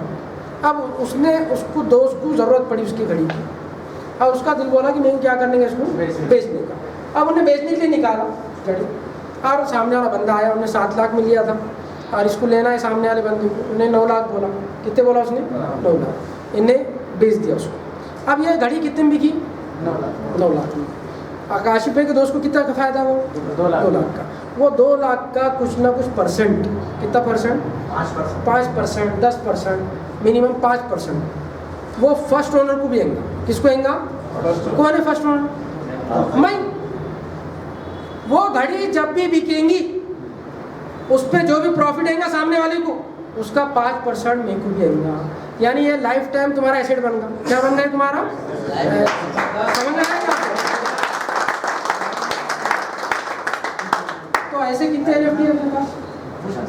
नहीं, आपने ये तो अभी फिलहाल जो 1100 रुपये MBL 1100। और अच्छा, और एक बात, ये घड़ी की तारीफ से ऐड करना चाह रहा मैं। जैसे मान लीजिए अभी ये 50 घड़ियाँ बन चुकी है, अब यही चीज़ मेटावर्स में पहना जाएगी, तो मेटावर्स में जो आपका वर्चुअल जो आपका वो रहेगा अवतार जी, ड्रेस कोड, वहाँ पर उसको घड़ी चाहिए, तो इसी नंबर की घड़ी वहाँ सिर्फ बन सकती है मेटावर्स के अंदर। कौन से? जो गणेश राजपूत ने या ताहिर सर ने या जो भी बंदे ने लिया होगा। अब मान लीजिए वहाँ पर जो भी बना, अब ये इस आपको शादी में जाना है मेटावर्स के अंदर। अब ये मैं जितनी बातें कर रहा हूँ ना, आपको लगे अलिफ लेहर की बातें हो रही है, लेकिन यकीन जानिए, अगर मैं आपको जो है ना यूट्यूब के बारे में 2010 में बताता, अपने फ़ोन पे गूगल के बारे में 2001 में बताता, तो आप मेरे को ऐसी पागल समझते, जैसे आज समझ रहे हैं थोड़े बहुत। लेकिन ऐसा नहीं है, ये ऐसा ही होने वाला है। क्यों? NFT के बारे में। वो घड़ी क्या होंगी, इन्होंने लिए थे पहले, अब यही नंबर की NFT की शक्ल में मेरी को बन जाएगी। अब ये है 1 करोड़ रुपए की, लेकिन ये बेचारे 1 करोड़ की नहीं खरीद सकते, तो फिर घंटा वाइज इसमें क्या मिलेगा आपको? किराए पर मिलेगा, और वहाँ पर आप ये तमाम चीज़ें हो चुकी है, वो ना कुछ भी बाकी नहीं है। अभी इंशाल्लाह टोकन 2049 के बाद तुम जो चीज़ें देखने वाले हो, उंगली चबा जाएंगे कि आपके काश में ज़्यादा खरीद के रखते हैं। यकीन जानिए, मैं बहुत मतलब जो चीज़ें हम देखकर और समझ कर आए, वो चीज़ें काश मैं आपको वो हूबहू दे पाता, लेकिन टाइम इजाज़त नहीं दे रहा है। फिर मैं सर को कहूँगा कि कंटिन्यू कीजिए। अब इन NFT के बारे में थोड़ा सा बता देता हूँ मैं। शुरुआत में जब इसकी बिक्री हुई थी, 1-1.5 साल हो गया था तकरीबन इसको, 8,000 रुपये से बिका था। कितने में? 8,000 रुपये में एक NFT बिका था। अभी लास्ट जो एक आखिरी NFT हमारी जो है ना बिकने के लिए तैयार है, ये पहली है। कितना ये? 1082 कितना होगा देखो? 1082 को 1,80,000 रुपये से मल्टीप्लाई। कितने में लिए थे लोगों ने? 8,000 रुपये में लिए थे सबने। आज कितने की है? 86,000। हाँ, और आखिरी में जाओ असरा, एक आखिरी जो ऑर्डर लगे वहाँ जाओ।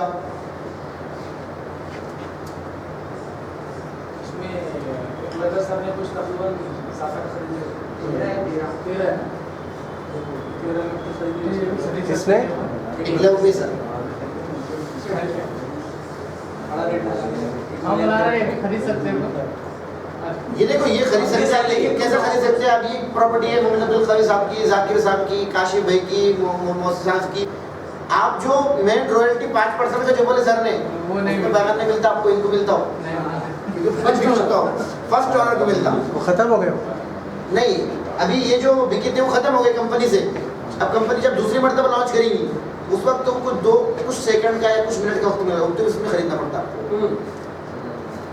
जैसा अपना आईपीओ लगता है ना शेयर मार्केट का, यस सेम। लाइक दिस ये भी 30 सेकंड में सेल हो गया था पूरा प्लॉट फर्स्ट वाला। 30 सेकंड फिर उस्मान सर के बच्चे ने ऑनलाइन सेटिंग करा था। हमारे जो सबके अपलाइन है mister Usman UB Khan sir बोल के, उनके पास 2 है माशाल्लाह। अच्छा। और उनके बेटे ने परचेज किया था। गणेश वो भी आज गणेश सर को भी बच्चे ने खरीद लिया था। जी, क्या काम आ रहा है? ये ड्रेस कोड के तौर पे पहनेंगे इसको। यस, मेटावर्स के। और एक प्रॉपर्टी भी आपकी, जो आप उसको किराए पे भी दे सकेंगे। वो जो सिटी जो बताए, जी। मेटावर्स सिटी जो बताए, हाँ हाँ, तो वो जो है ऐसा मतलब फिजिकल है क्या? नहीं, वर्चुअल। तो क्या उसका फायदा क्या है उसका क्या? दरअसल क्या है मालूम क्या, अभी एग्जाम्पल, सही सवाल करें। आज से 30 साल हम मौलाना अब्दुल भाई साहब जो है तो आ चुके हैं, उनका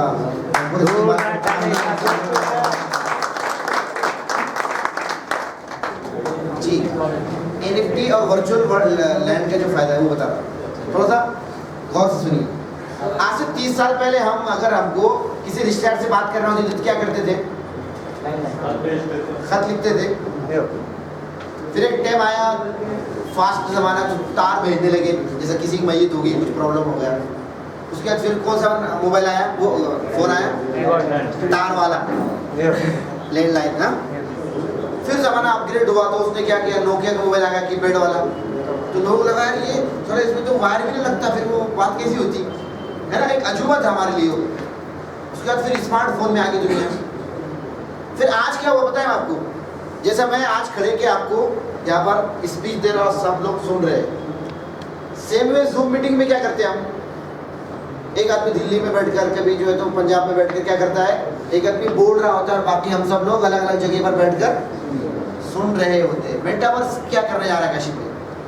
मेटावर्स के अंदर क्या होगा, मैं होगा जापान में, लंदन में, या दुनिया की किसी भी कंट्री में। मैं अपना NFT ड्रेस कोड पहनूंगा, चश्मा लगाऊंगा, और मैं डेस्टिनेशन सिलेक्ट करूंगा हॉलीडे प्राइड।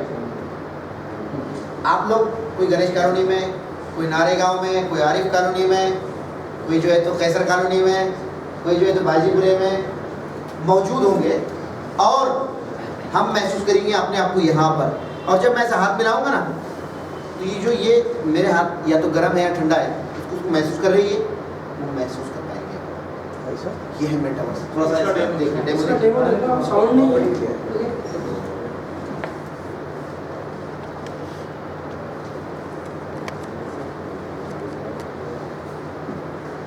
साउंड रहता हम आपको बता पाते हैं। देखो ये साइड पे रियल बता रहा हूँ, और उसको अंदर कैसा दिख रहा है वो बता रहा हूँ। ये साइड समझ रहे बात को आप? जब मेटावर्स को उन्होंने जो वर्चुअल चश्मा पहना, वो पहने बाद उसको ऐसा दिख रहा अंदर, यानी उन्होंने खुद ये दुनिया में अपने आप को महसूस कर पा रहा। उन्होंने हाथ से बता कल को आपको लंदन जाकर किसी को मीटिंग करना है तो आपको फिजिकल जाने की जरूरत नहीं है।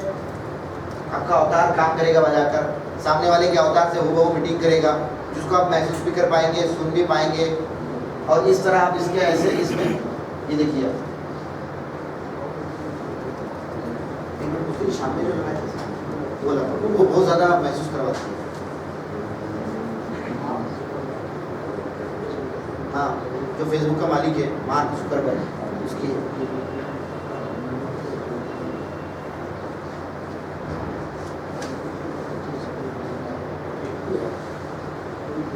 ये मेटावर्स का मालिक है, फेसबुक का मालिक है, व्हाट्सएप इंस्टाग्राम सब इसी का है। पता है? ये मेटावर्स भी इसी ने खरीद लिया। इसी ने इजाद किया, बनाया है इसने। बनाया इसी ने। अब देखिए पीछे पीछे करो।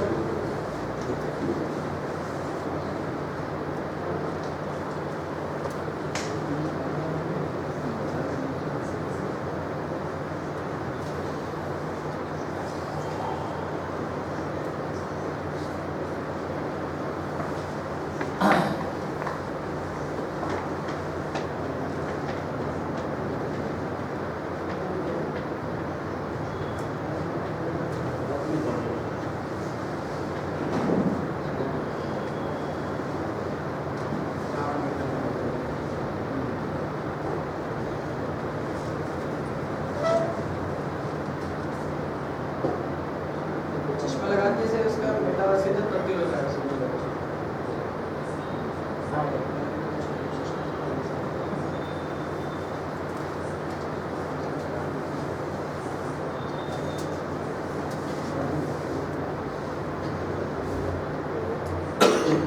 प्रॉपर्टी पर डीलिंग चल रही है।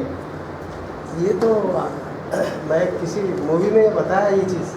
बहुत पहले की बात है। हाँ, और ये आज हो चुका है।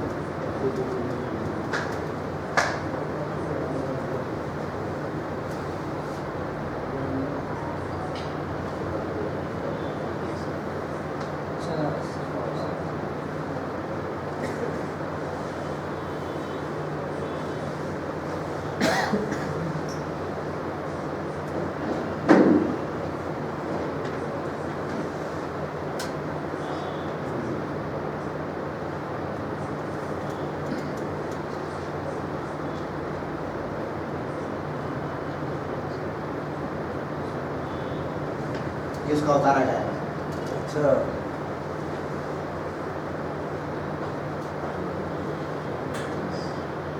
ये असली हालत में कोई भी मौजूद नहीं हो, सबके अवतार बैठे हुए हो, जबकि वो अपने असल मकाम पर है। और ये होना नहीं है, ये हो चुका है, ये रियल हो रहा है। ये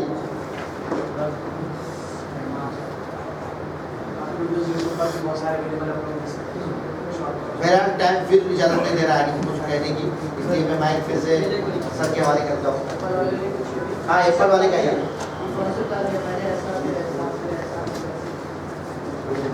अभी तक बिल्कुल सादा कर दिया उसको, जबकि पहले पूरा डाला था आपको। ठीक है, कभी सो नहीं, कभी सो। चलिए सर, तो हम NFT पे ब्रेक करते हैं। NFT के बारे में पूरा फुल फ्लैश में आपको नॉलेज मिल चुका है और उम्मीद है कि आप लोग यहाँ से आगे सेटिस्फाई होते हुए चल रहे होंगे। उसके बाद जो है तो आपको आपके पास जो है तो NFT स्टेशन रहना चाहिए और ट्रेडिंग प्लेटफॉर्म रहना चाहिए। जैसा शेयर मार्केट में शेयर की ट्रेडिंग के लिए प्लेटफॉर्म रहते हैं, ज़ेरोधा है, एंजल वन है, अपस्टॉक्स है, वैसा क्रिप्टो में क्रिप्टो की ट्रेडिंग के लिए, क्रिप्टो की खरीद और फरोख्त के लिए आपके पास ट्रेडिंग प्लेटफॉर्म रहना चाहिए। तो हमारी अपनी कंपनी के पास हमारा अपना खुद का ट्रेडिंग प्लेटफॉर्म भी है, ट्रेडबिट के नाम से, जहाँ पर जो है तो हर खरीद और फरोख्त के ऊपर कंपनी को जो है तो खरीद और फरोख्त का कमीशन मिलता, वहाँ से हमारी कंपनी को इनकम जनरेट हो रही। ठीक है, तो ये एक इनकम जनरेट करने का और एक तरीका हमारी कंपनी के पास मौजूद है।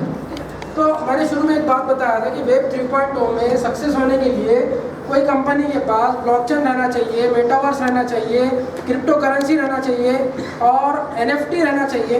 उसके बाद जो है तो ट्रेडिंग प्लेटफॉर्म रहना चाहिए, जो कि ये सारे पैरामीटर हमारी कंपनी के पास अपने खुद के मौजूद हैं और ये सारे चीज़ों से कंपनी को इनकम जनरेट हो रही। क्या जनरेट हो रही?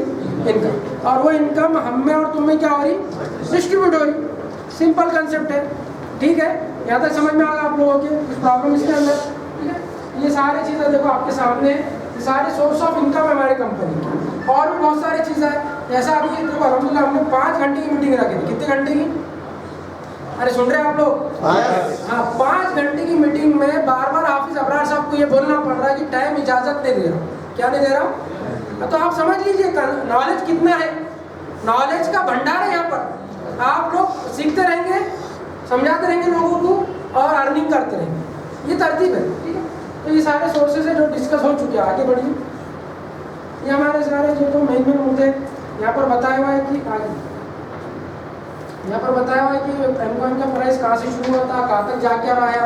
जैसा क्रिप्टो के अंदर बिटकॉइन शुरू हुआ, इथेरियम शुरू हुआ, वैसा एमकॉइन की भी शुरुआत हुई। एक बात यहाँ मैं नोट डाउन करना चाहूँगा आप लोगों को, बिटकॉइन सिर्फ कॉइन था, इथेरियम सिर्फ क्या है, कॉइन है, इनका कोई अपना प्रोजेक्ट नहीं है।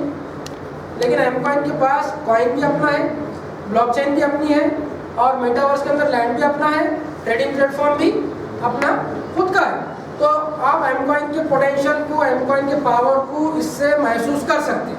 मैं बलजबरी मोटिवेट नहीं करना चाह रहा हूँ, आगे बढ़ो।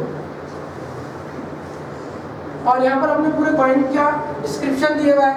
कॉइन का नाम क्या है अपने, एमकॉइन, और कौन से टेक्नोलॉजी और कौन से नेटवर्क, कौन से चेन पे, ब्लॉकचेन का नाम क्या है अपने M20 EVM बेस्ड जो तो हमारी चेन है। और उसके बाद पब्लिकली बहुत सारे लोग पूछते हैं एक्सचेंज पे है कि नहीं है तुम्हारा कॉइन, और एक्सचेंज पे आना ये एक बड़ी कामयाबी रहती है कोई भी कॉइन की।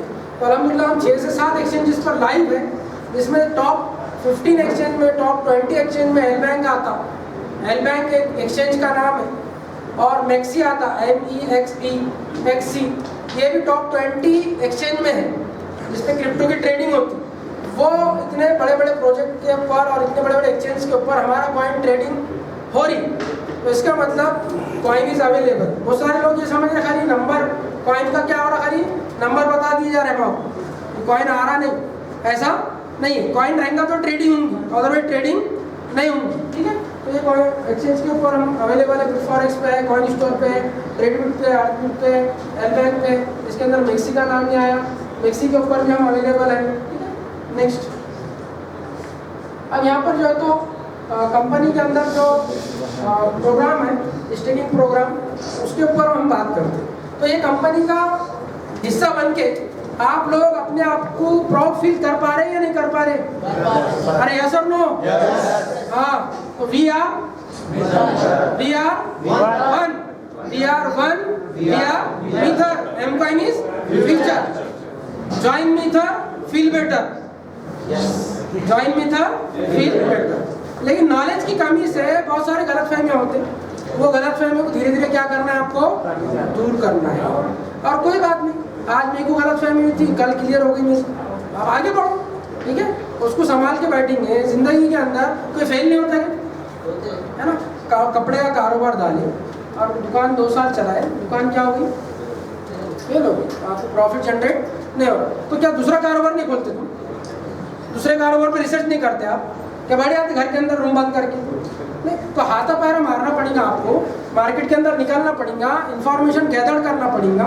वो मोटिवेशनल स्पीकर कासिम अली शाह, मैं अभी जो प्लेन में हमारा सफ़र हो रहा था, तो उसकी एक बात याद आ गई मेरे को। आज दुनिया में, पहले दुनिया में इंफॉर्मेशन ले रहती थी, इंफॉर्मेशन लेने के लिए जैसा मिसाल के तौर पे मेरे को कोई नॉलेज लेना है और वो नॉलेज बांग्लादेश में मौजूद है, तो मेरे को कहाँ जाना पड़ता था? जाना पड़ता था मेरे को। आज ऐसा है क्या? नहीं, है ना। लोगों को खिरात का कोर्स करना है तो खारी भरने के वास्ते मिस्र जाते थे लोग। कहाँ जाते थे? मिस्र। आज यहाँ मिल जा रहा तुम्हारा, ठीक है। तो वैसा कासिम अली शाह का जो स्पीच थी, उसमें अंदर पहला पॉइंट ये था कि आज दुनिया में इंफॉर्मेशन की कमी नहीं है, इंफॉर्मेशन बहुत मौजूद है, लेकिन अब उसमें से सही कौन सी है और गलत कौन सी है, ये आपका काम है रिसर्च करके निकालना। यानी इंफॉर्मेशन बहुत ज़्यादा हो गई मार्केट के अंदर, ठीक है। तो हम जो तो अब आगे बढ़ते हैं कि हमारा जो प्लान है उसके अंदर कैसी इनकम आप जनरेट कर सकते हो, ये और एक बार रिपीट किया जा रहा। तो सबसे पहला जो बोनस है, जिसका नाम क्या है, इंट्रोडक्शन बोनस। कौन सा बोनस? इंट्रोडक्शन। थोड़ा फास्ट में करना चाहूँगा कि तो 10 बजे तक हमको 10:15 तक खत्म नहीं करना है। इंट्रोडक्शन बोनस है जो $30 से आईडी लगेंगे आप लोग, जितने भी आईडी लगेंगे $30 से, तो आपको इंस्टेंट उसका $15 मिल जाएगा। कितना मिल जाएगा? $15, ठीक है। आप डायरेक्ट रेफरल में। नेक्स्ट जो बोनस है वो है एडवाइजरी बोनस। एडवाइजरी बोनस जो तो किसको मिलेगा, ये भी बहुत ज़रूरी है। जो बंदे की आईडी $90 के ऊपर का टॉपअप रहेगा। कितने डॉलर का? $90 और $90 से ऊपर कि जिसकी खुद की आईडी रहेंगी उसको क्या आएगा? एडवाइजरी बोनस आएगा। अदरवाइज $30 की आईडी है आपकी और आप काम कर रहे हैं तो उसको आपको एडवाइजरी बोनस नहीं है, ठीक है। तो आपको एडवाइजरी बोनस पाने के लिए $30 प्लस $90 की खुद की आईडी मारना पड़ेगा, तब जाकर आपको एडवाइजरी बोनस आएगा। एडवाइजरी बोनस में क्या है, आपने किसी को ज्वाइन करे, वो बंदे ने किसी को ज्वाइन करा यानी सेकंड लेवल पे, तो आपको जो है तो $1 रहेगा। वो बंदे ने और किसी को ज्वाइन करा यानी थर्ड लेवल पे, तो उसका आपको $1/2 रहेगा। ऐसा 8वें लेवल तक $0.5 आते रहेंगे आप लोगों को, और 90वें लेवल पर वापस आपको कितना आएगा? $1। लेकिन जी $30 की अगर कोई आइडिया लगाता है, जी ठीक है, $90 से अगर करेगा तो उसको ये बोनस है। क्या बोल रहे हो? सवाल ये था कि वो $90 से आएगा या $30 से आएगा? मतलब नहीं $90 की जब आईडी लगेंगी आपकी, जिस दिन भी लगी उसके बाद से आएगा जी, उसके बाद से। जैसा मिसाल का तौर पर $30 की आईडी आपने 2 महीने पहले मारे थे और आपने रेफरल करे 3-4 लोगों को जोड़े, उसका तुमको बिल्कुल नहीं आएगा। $90 का जब मारेंगे तुमने 2 महीने के बाद, और आप जब काम शुरू करें आपने, तब आपका आना शुरू। $30 से आएगा कि $90 से आएगा? $90 से नहीं, $30 से सामने आ रहा है $30 का मार हो जाएगा। 30 का बैच हम लोग इसलिए लगाते हैं, 30 वाले में 50% आपका प्रॉफिट होता है। नहीं, मेरा कोई सवाल नहीं है। मेरा सवाल ये है जैसे कि एडवाइजरी जो बोनस है, जो बोल रहे हैं $1 आधा सेंट जो आ रहा है 90 लेवल पे $1। मेरा सवाल ये है कि चलो ये $90 से टॉप अप करने के बाद ही आएगा, हाँ लेकिन नीचे वाले से जो आएगा तो वो $90 से आएगा या $30 से आएगा? $30 सिर्फ 30 वाले से आता है, सिर्फ 30 वाले से। यानी मिसाल के तौर पे इनका ये सवाल है कि इन्होंने 120 का टॉपअप मार दिए, अब नीचे इनके जुड़ा एक बंदा 7वें 8वें लेवल पे, उन्होंने $30 की आईडी मारा। कितने डॉलर की? इनकी कितने डॉलर की आईडी है? अरे बोलो 120। और 7वें 8वें लेवल पे कोई बंदे ने मारा कितने की? 30। उनको एडवाइजरी बोनस आएगा नहीं? आएगा ऐसा। और एडवाइजरी बोनस सिर्फ $30 की आईडी से जाता। किससे आता? अगर सामने वाले बंदे ने $90 की मारा नीचे कहीं तो 6ठे 7वें लेवल पे, एडवाइजरी बोनस नहीं है, ठीक है। यानी नीचे आपके एडवाइजरी बोनस आने के वास्ते सामने वाले बंदे ने $30 की आईडी मारना क्या है? जरूरी है। समझ में आया आप लोगों को? इसलिए मेरी ये रिक्वेस्ट है सबसे कि जब भी आप प्लान देते तो वो $30 की आईडी उसमें ऐड करके रखें। जैसा मिसाल के तौर पर $90 का आप पैक मार रहे किसका, तो उसको 90 मत बोलो, 90 प्लस 30 कितना? 120।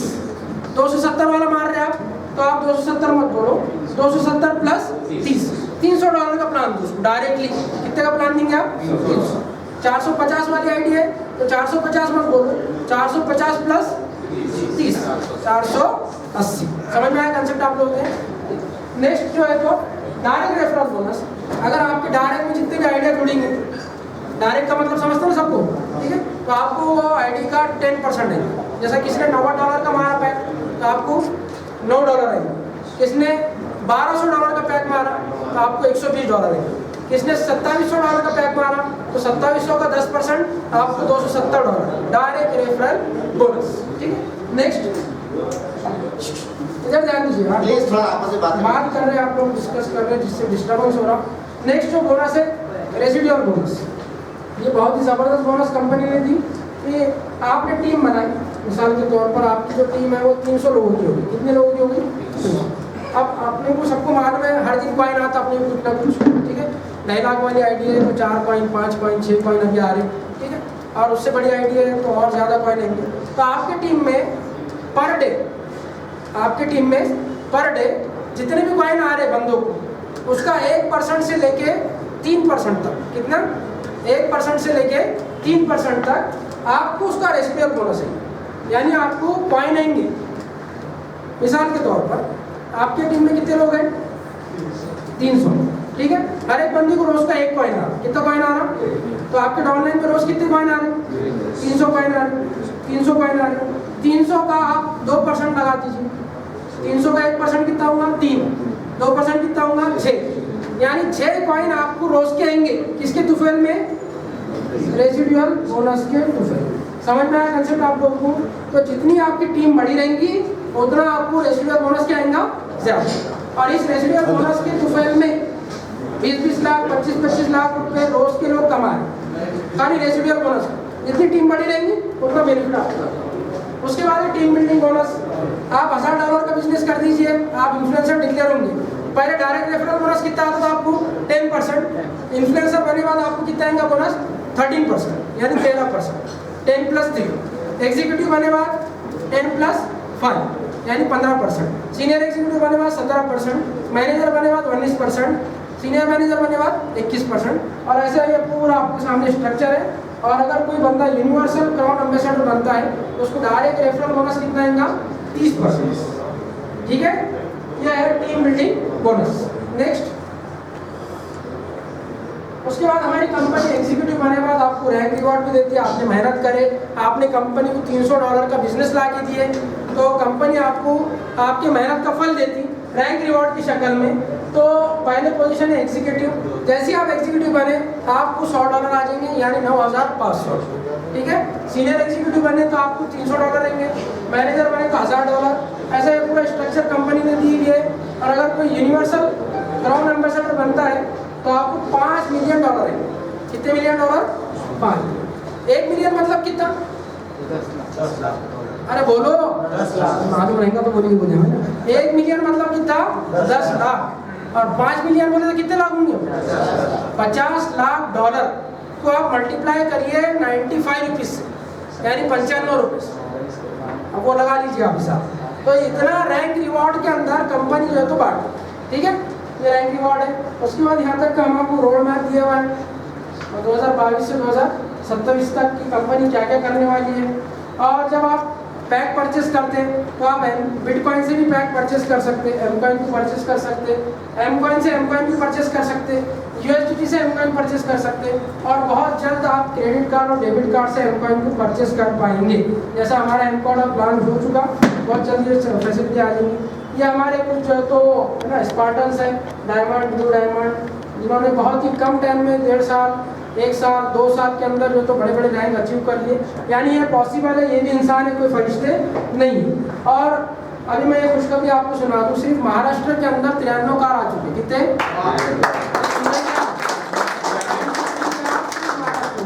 तो ऐसा सिस्टम कंपनी ने बना के दी जिसमें हर एक की ग्रोथ पॉसिबल है। कोई एक बंदा मरे नहीं कहेगा, समझ में आ रही बात?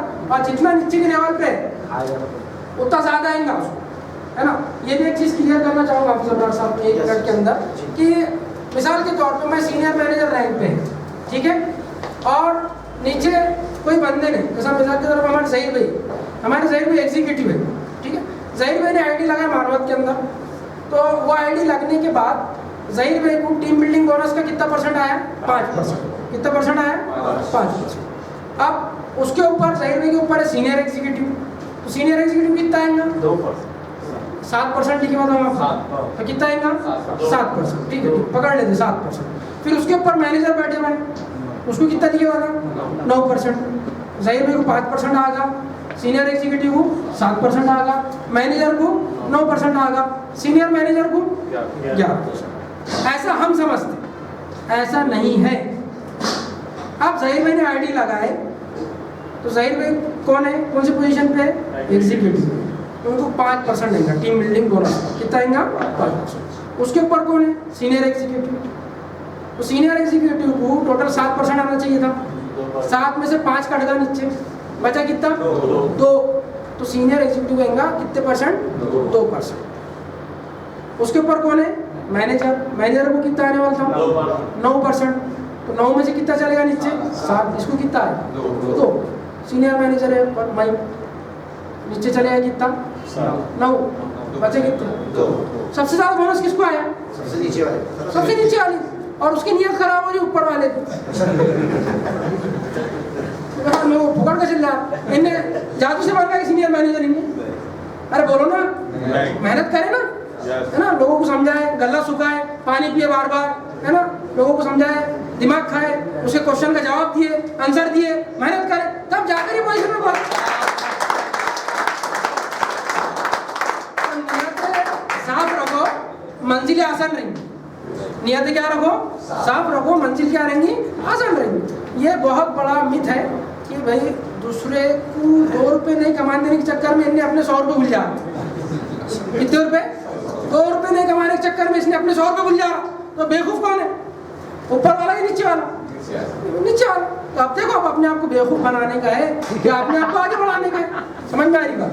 अब आपके ऊपर है, वो भी डिपेंड है। तो इसलिए जो है तो उन्हें मेहनत करके वहाँ तक पहुँचे हुआ है, उन्हें जादू से पहुँचे हुआ नहीं। आप भी मेहनत करो, अपनी टीम को बढ़ाओ और अपनी मेहनत का पैसा अपन खुद लो, क्यों दूसरों के ऊपर नजर मारते? और ये मिथ जो है ना, ये इंडिया में ज़्यादा है। कहाँ पर ज़्यादा है? कि तो यहाँ ग़ीबत है, या कीना है, या बुग्ज़ है, यहाँ जो तो बुरी नज़र है। या अगर फॉरेन कंट्री में चले गए ना, कुछ भी नहीं है ये चीज़। आप लोग मेहनत करते, पसीना टपकाते, टेक्नोलॉजी पर वर्क करते, पैसे कमाते। तो दूसरों के घरों में झांकना क्या करो, मतलब लोग अब आ रही है तुम अब कहाँ झाँक रहा हमारे घर में करना, ठीक है। तो इसलिए जो तो अपनी खुद की मेहनत करो, अपने खुद को डेवलप करो और कमाओ। अल्लाह ने सबको मौका दिया। आज से 1 साल के बाद इरादा करो मैं डायमंड, बिल्कुल डायमंड बन के आऊँगा इंशाल्लाह। करिए सब कोशिश इंशाल्लाह।